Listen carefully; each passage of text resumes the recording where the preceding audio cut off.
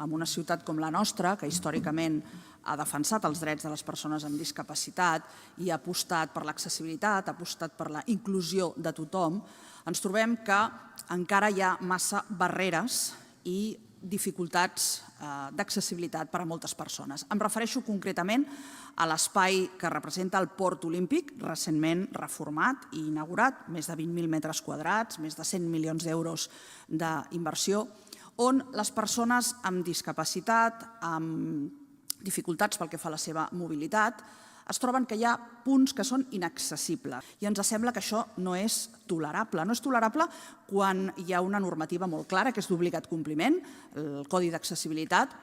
i quan a més estem parlant, insisteixo, d'una obra que porta molts mesos d'execució, per tant ha passat per moltes mans, ha passat per molts ulls. Nosaltres avui el que demanem en aquest prec és que s'elabori un protocol que contempli que tota